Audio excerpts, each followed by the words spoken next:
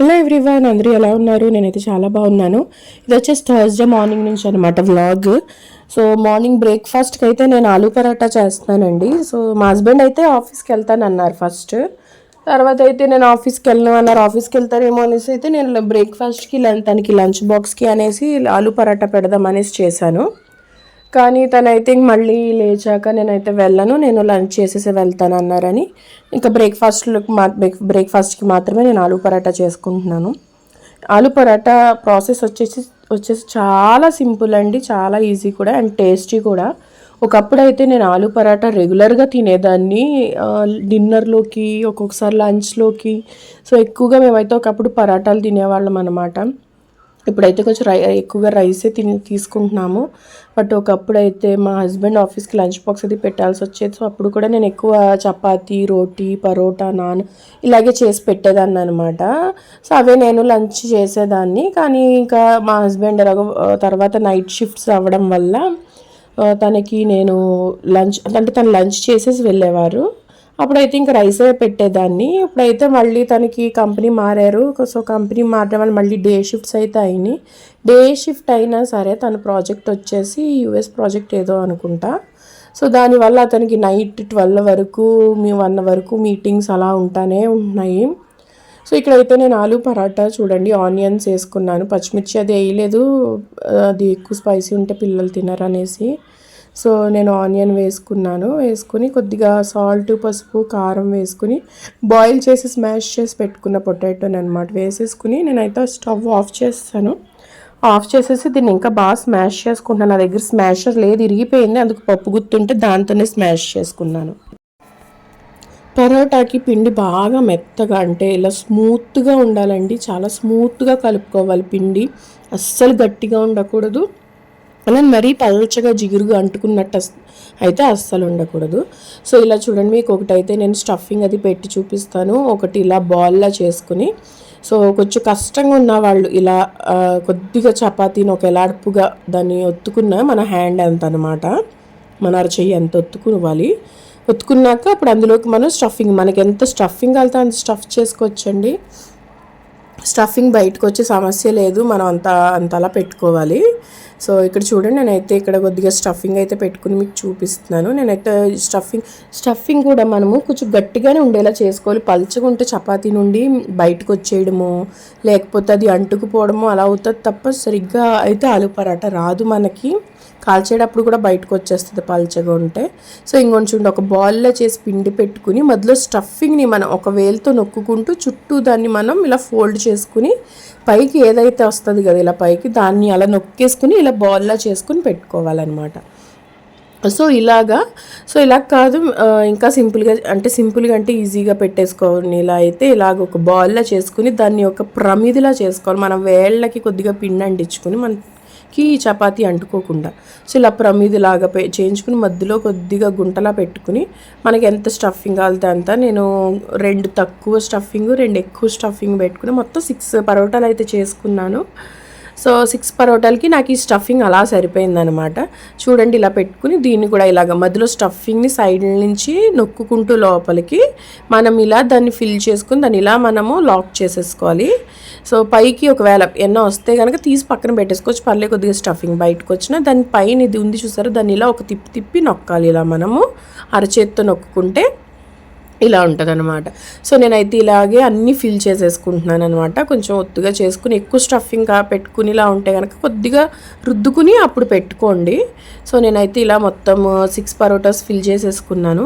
ఇక్కడ మనం చపాతీ దీన్ని ఒత్తేటప్పుడు కూడా దీనికి ఒక ప్రాసెస్ ఉంటుంది. పిండి అంటించుకోవాలి బాగాని. అంటించుకున్నాక మనం ఎప్పుడు మధ్యలో ఎక్కువ ప్రెస్ చేయకూడదు, దాని మీద అసలు మనం ఫోర్స్ పెట్టకూడదు, సైడ్ నుంచే నీట్గా ఒత్తుకోవాలి. మధ్యలో ఒత్తుకుంటే ఏమవుతుందంటే కర్రీ ఉంటుంది కదా మధ్యలో, సో అది బయటకు వచ్చేస్తుంది. సో మనం మధ్యలో ఒత్తుకోకుండా ఇలా సైడ్లనే బాగా ఎక్కువగా ఒత్తుకోవాలి. చూడండి ఇలా ఉంటుంది అనమాట. సో ఇందులో యాక్చువల్గా తక్కువ స్టఫింగ్ ఉంది, కొంచెం ఎక్కువ స్టఫింగ్ ఉంది, ఖచ్చితంగా కొంచెం పైకి కనబడుతుంది. నేను అంత ఎక్స్పెక్ట్ నేను కాదండి, ఎప్పుడు చేసేదాన్నే, కానీ నాకు కొద్దిగా స్టఫింగ్ అనేది బయటకు వస్తుంది. బట్ రాకుండా ఉండాలంటే మనం ఎప్పుడు సైడ్లనే ఒత్తుకోవాలి. ప్లస్ మనము ఏదైతే పొటాటో పెట్టుకుంటున్నాం కదా, అది బాగా స్మాష్ చేసుకోవాలి. అది కనుక పొటాటో ముక్కల్లో ఉండిపోతే మాత్రం ఇలా ఒత్తుకునేటప్పుడు సైడ్ల నుంచి బయటకు వచ్చేస్తుంది ఆ పీసెస్, అక్కడ కన్నాలు పడిపోతాయి. సో ఇలా అనమాట, మనం సైడ్ని ఎక్కువ ఒత్తుకోవాలి, మధ్యలో ఒత్తుకోకూడదు. ఆలు పరాటా మరీ సన్నగా కాదు, కొంచెం లావుగా ఉంటేనే దాని టేస్ట్ బాగుంటుంది. ఇలా ఒక్కొక్కటిగా నేను అన్నీ ఒత్తేసుకున్నాను. ఇక్కడైతే పక్కన పాలు కాసుకుంటున్నాను, ప్లస్ కొద్దిగా రాగి జావ కాస్తాను అనమాట. పల్చగా కాసుకుంటాను, కాసుకుని బాగా చల్లారబెట్టుకుని ఈజీగా తాగేసి ఇలాగనమాట. దానికి ఎక్కువ టైం తీసుకోకుండా, దాని టేస్ట్ మన నోట్లో ఉండిపోకుండా. సో మనకి ఏమవుతుందంటే రాగి అన్నది ఇష్టం లేని వాళ్ళకి, అంటే నా అలాంటి వాళ్ళకి ఎక్కువ పడదు కాబట్టి పల్చగా చేసుకుని ఫాస్ట్ తాగేస్తే అయిపోద్ది అనేసి అలా పల్చగా కాసుకుంటాను. సో ఇక్కడైతే నేను నెయ్యితో కాల్చుకుంటున్నానండి. ఆలు పరాటా నెయ్యితో కాల్చితే చాలా టేస్టీగా ఉంటుంది. సో నేనైతే ఫస్ట్ అయితే ఒకటి కాల్చుకున్నాను. ఇక్కడైతే నేను పప్పు పెట్టుకుంటున్నాను. ఈరోజు థర్స్డే కదా, సో నాన్ వెజ్ అయితే తినము. సో అందుకు నేనైతే సాంబార్ కాసుకుంటున్నాను. ఇక్కడైతే పరోటా మళ్ళీ నేనైతే మా హస్బెండ్కి కూడా నేను కాల్ చేసి ఇస్తున్నాను. మనం పరోటాకి ఎక్కువ నెయ్యి వేసుకోవాలి. ఎంత నెయ్యి వేసుకుంటే పరోటాకి అంత టేస్ట్ వస్తుంది. సో నేనైతే ఇక్కడ పరోటాలు కూడా అన్నీ అయిపోయినాయి. నేను అందరికీ బ్రేక్ఫాస్ట్ అయితే సర్వ్ చేసేసాను, అందరికీ చేసేసి ఇక్కడ నేను కూడా బ్రేక్ఫాస్ట్ తినేస్తున్నాను అనమాట. సో పరోటాలోకి మనకి ఏంటి పక్కన సైడ్ డిష్ అంటే పెరుగు, ఇంకా ఏదన్నా పిక్కులు అండి. నాదైతే మాగాయ పచ్చడి అనమాట, ఇది మ్యాంగోతోనే చేస్తారు కదా. సో అండ్ ఆనియన్ అనమాట. సో కొద్దిగా పచ్చడి పెట్టుకుని కర్డ్తో తినాలన్నమాట. చాలా టేస్టీగా ఉంటుంది, చాలా బాగుంటుంది. సో నా పప్పు కూడా అయిపోయిందండి. నేను సాంబార్ అయితే కాసేసుకున్నాను, పోపు కూడా వేసేసుకుంటున్నాను. సో నేను సాంబార్లోకి పోపు కూడా నెయ్యితోనే ఎక్కువ వేస్తాను, కమ్మదనం అన్నది అలా వస్తుంది.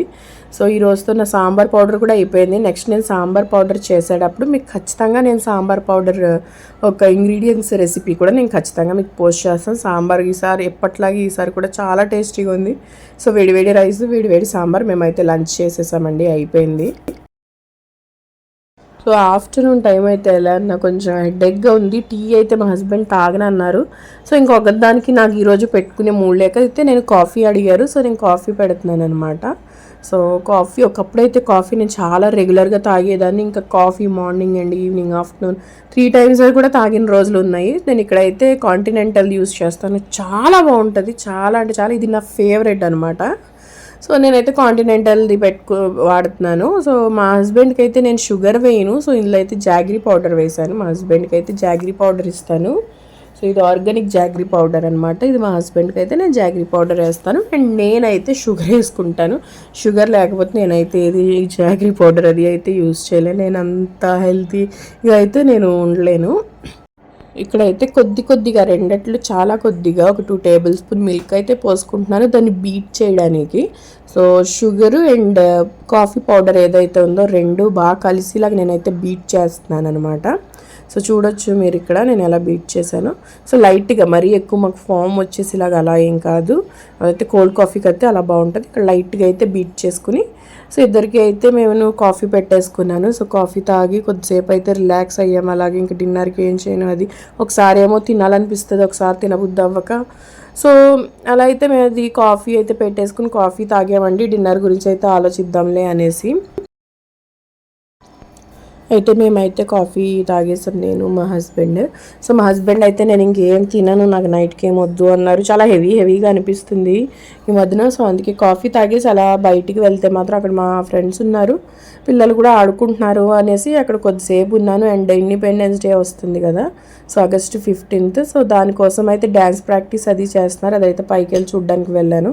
సో ఇదే మన థర్స్డే వ్లాగ్. అందరూ లైక్, కమెంట్, షేర్ చేయండి. ఎవరైనా సబ్స్క్రైబ్ చేసుకోకపోతే తప్పకుండా సబ్స్క్రైబ్ చేసుకోండి. Thank you so much.